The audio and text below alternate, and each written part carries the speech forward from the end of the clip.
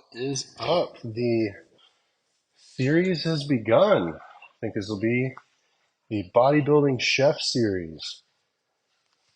I bodybuild. I'm not a real chef, but I think chef is, you know, just the title you give yourself if you enjoy cooking. I'm a home chef, home cook, and I haven't really been bodybuilding, but I've had bodybuilding principles, mostly a powerlifter my entire life, and I feel like there's some tricks I could share, but really I just want to take people on my journey through bodybuilding. So my breakfast today, I forget the exact macros, but I'm going to guesstimate it. It's about 110 grams of protein, just over 60 grams of carbs, and then I'm doing a low-fat diet, so it should be about, honestly, uh, 10 grams of fat or less. The only thing that truly has fat in it are these rolled oats. So I'm going to do oats with cocoa powder in them. I usually put sucralose or an artificial sweetener in it, but I'm out. But it's still good regardless. Just tastes like chocolate. Then I'm going to put onions, chipotle peppers, tomatoes in a egg white omelet with chicken and fat-free cheddar cheese. This also has zero fat, just 3 carbs and 9 grams of protein. I'm going to put inside of the omelet some salt, dried cilantro, garlic powder, stone ground Dijon mustard. It tastes kind of smoky, and that's why I put it in there. I love savory, salty flavors. I'll top it with some no sugar added tomato ketchup for a little bit of sweetness. I do have a bit of a sweet tooth. And then we're going to put oil in the pan, but only residual oil. Like I'm going to wipe it out actually, but just enough to create the thinnest layer so that this egg has the best chance of not burning to the pan.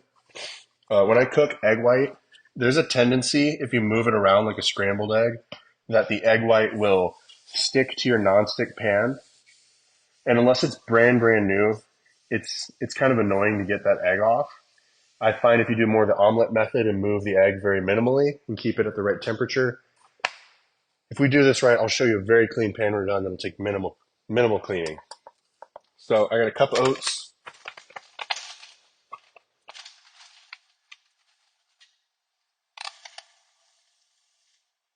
All right. Try to do 80 grams. It's a cup. Everything's more accurate if you weigh it, because especially with dry products like oats or protein powders, they're always going to have varying density if you pack it in the cup or not. So if we're doing by volume on dry things, there's going to be space in between those particles, and then you're going to end up with, you know, a lot more than you expected. So the oats always take the longest to cook. So I get them started first. 1 cup of oats with some water, 5 minutes. I already got the pan heating up on this electric cooktop. I didn't like electric cooktops at first. I always grew up with, I almost knocked my drink over. I always grew up with like gas. So I always thought it was a bit inferior, but honestly, it's got amazing temperature control, which is truly what you want in a kitchen. It just loses some, I don't know, old school feel to it by not using fire. So we're gonna put a little onion in here. If you're ever dieting, it is a bit tedious setting your diet up the first time, but honestly, you should always track even your vegetables.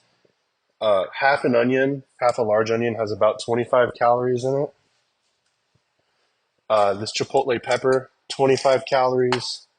Rotel tomato, 25. So there's 75 calories here alone just from the ingredients that I'm adding. I'm going to add about 15 calories, so 90 calories from this, and then another 10 calories from a tablespoon of this. So we're at 105 calories added over the course of 7 days. If I didn't track those, that's 735 calories more than I, didn't calculate if I didn't put those in. And if you're not accounting for those, maybe you're expecting to lose 2 pounds a week or be in a 3,500 calorie deficit. For some reason, you're only losing 1 pound.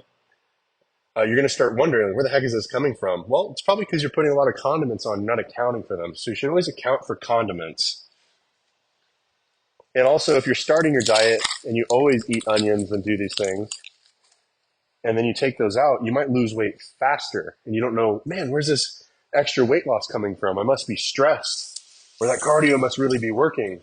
No, you took out 700 freaking calories. That's a fifth of a pound. That's quite a bit. So if you're ever chopping an onion, you want to dice it quickly, cut vertically. And in doing that, the onion, the butt end of it, where the roots are, holds it together. And then you cut it horizontally up the length of it. Roll your fingernails back and away from the knife. Sometimes when you have older onions, the skin will move and the blade will slide into you. And you will quickly learn what is so fantastic about having fingernails is they keep your fingers from getting chopped off immediately. I sharpen my knives weekly, and I'll show you guys how I do that too. I'd like to just share as much of my cooking stuff as I can because I love cooking. You know, I was a fat kid because I love food, and I always wanted to be able to eat a lot of food. And I noticed that all the bodybuilders I watched, they ate a lot of food. The food didn't look great, but clearly they were consuming a lot of calories. So my mindset is if I get really muscular and big, I'll first of all enjoy the way I look. Second of all, I I'll be able to eat a large volume of food. So one carton of egg whites is 50 grams of protein. We're going to put 25 grams of protein, or half of this carton, 1 cup, in the pan. So you don't want the pan so hot that it screeches whenever you pour the egg in. It'll burn the egg, and then you'll have some effed up eggs on the bottom. So I'm going to let the egg get kind of an opaque color while it's on the medium heat setting. And then as I start throwing ingredients in it, I'll lower the heat and it'll do a carryover cook is what I call it. Breaking up these onions. I washed my hands before I touched all of this just to preface, always be clean. If you've ever had food poisoning, you'll understand the value in washing your hands when you cook. It's a natural tendency to not think you need to wash your hands because you're cooking for yourself. I am guilty of that. There it used to be at least, but all it takes is one careless mistake of not washing your hands after going to the restroom and then going back and touching your food, and you will be reminded the next day, 24 hours, why the heck we wash our hands. So I'm waiting for this to get this beautiful opaque color. I'm going to spread the onions around. If you put a lot in an omelet, it's kind of hard to, what do you call it? It's kind of hard to fold it. There we go. Kind of slow on words this morning, but I haven't eaten yet. It's 9 o'clock. I've been up since 6:30. All right, so it's starting to get that opaque color, if you can see. I'm not sure if that shows or not, but when it's getting that white milky color, we're going to slow down the heat because we might be moving a little slow over here, and we don't want to burn our eggs. And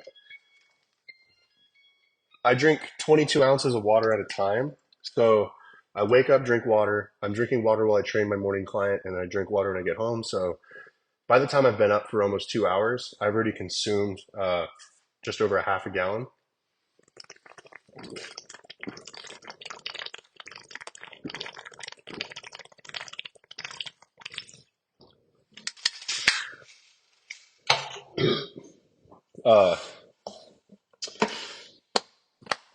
You should drink about your body weight in water, not by pounds, but if I weigh 250, I should aim to eat at least 250 consume 250 ounces of water.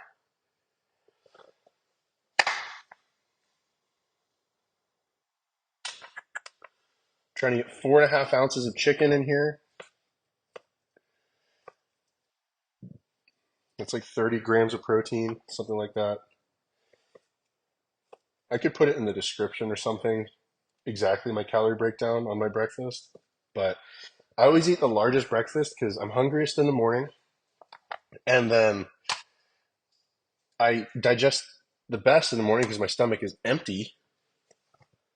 And that way I can get ahead on my protein intake for the day. I try to eat about 370 grams of protein a day right now, which is way more than 1.2 grams per pound, which is the upper end of what most coaches prescribe nowadays. It's a lot more popular to go the low protein route. I train a lot of clients, especially ones that are in the medical field, and once they get through a couple health and science courses, they're always telling me what I should be eating, but I'm the one who's doing this, and you're not, and you're coming to me for help. So I always think it's funny. I'm like, how about we just try this? Because science says half a gram per pound of body weight or something close to that. You're going to need a lot more than that. You got to think about it logically to try and justify why we're eating so much protein. Every tissue in your body is made with protein, or consists of protein. Your organs, eyes, hair, nails. You'll find when you start eating large amounts of protein, your skin quality even improves. Your hair will thicken. Unfortunately, I'm prone to male hatter, male pattern baldness. Every guy in my family has it. I'm a high stress person, and making the life choices I have, my hair is not amazing. Unfortunately, at 25 years old, it's receding and balding. But you know, if I get a positive attitude, I think that makes up for it.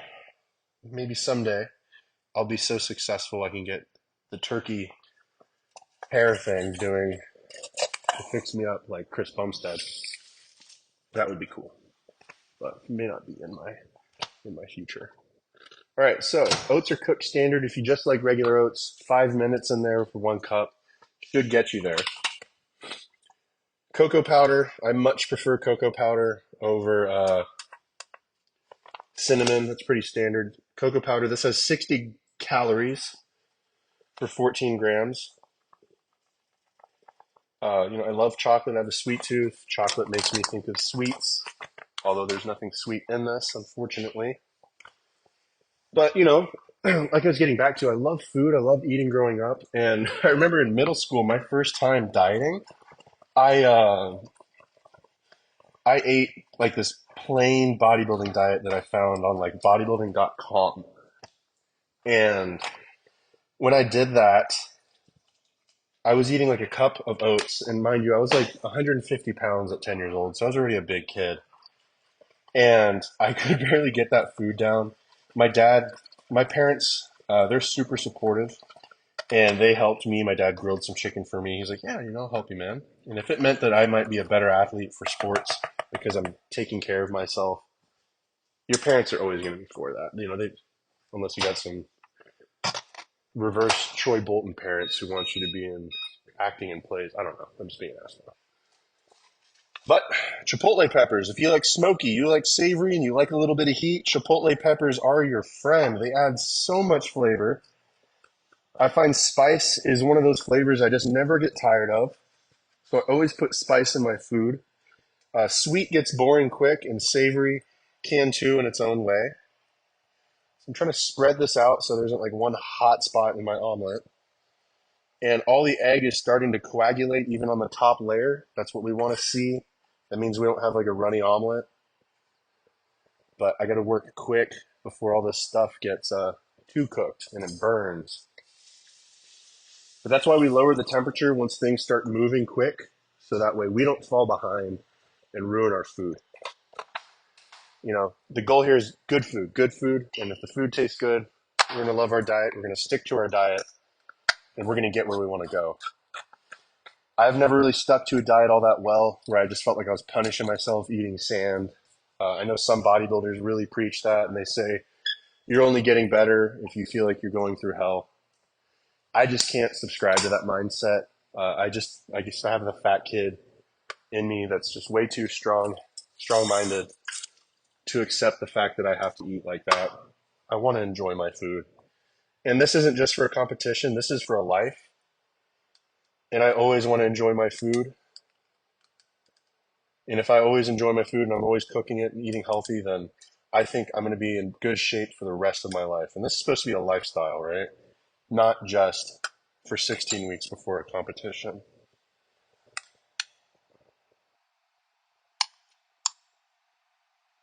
16 weeks before a competition, sure, torture yourself, but I'm guaranteeing you're going to be one of those yo-yo dieters that gets fat again, like right after they're done.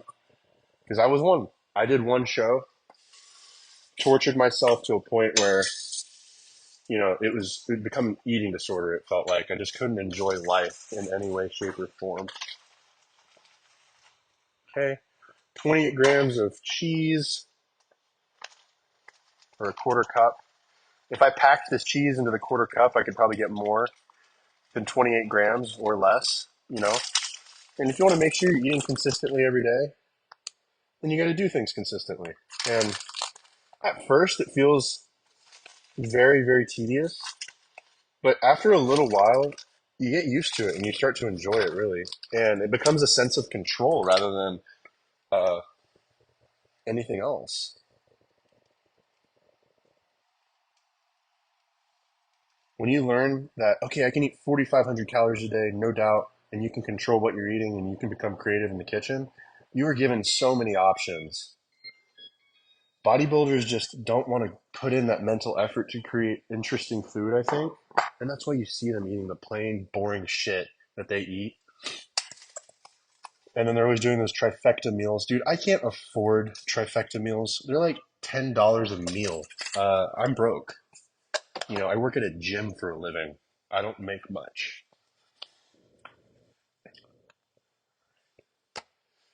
And this is meant to be, you know, cost effective, efficient, health focused, you know, all the things that we want to do. But the only expensive part of it, I would say, is just the food. If you do this right. On the money, man. I get this right every time. Yes. All right. So we got all our toppings in here. We need this cheese to melt. So we're going to fold the omelet over nice and easy. At it usually does. Yesterday's was like picture perfect, but today I'll give her an 8, 8.5, maybe a 9 out of 10. All right, we're letting that juice run out and we'll push it back into the omelet. To help it finish off, I'm going to put a lid on it, let that leftover heat, residual heat, cook it down, turn the pan off. Just let it finish for a moment. Oats are cooked. You got that really good viscosity, nice and thick. Kind of makes me think of like a cake. Usually this is when I put the Splenda in, but of course I'm out of Splenda, unfortunately. So it'll be a little bit more plain today, but that's okay. But yeah, this is my like 800 calorie breakfast. Bodybuilding Chef episode 1. I do want to show you guys how I meal prep my food for the day and what my food looks like this week. I'm doing a deload. I need to take a break from hard training. I pushed really hard for 8 weeks. Joints started hurting, was feeling less motivation, started to get tendonitis. And I have my spots where I guess the muscles are just weaker or something and they just give me nagging injuries. So right by my right shoulder blade where my rotator cuff is or where it anchors, um, you know, it aches a lot. My forearm, I got a lot of ache on this side, even though it's my dominant arm. And the knee tendonitis, insane. So with that, I knew it was time. And I wasn't progressing on some of the lifts that I absolutely kick ass on. My squat, I think I unracked the weight. It felt heavy as shit that day. Instead of getting my goal of like 15 reps, I got 7. And the week prior, I got 12. So I know, okay, I'm sleeping well, I'm eating good consistently. I just need that break. So taking the week off. I usually do a high carb day on Mondays. So instead, I'm doing moderate carbs. Hey, your dog is crying. Look at that clean pan. You don't fuck it on.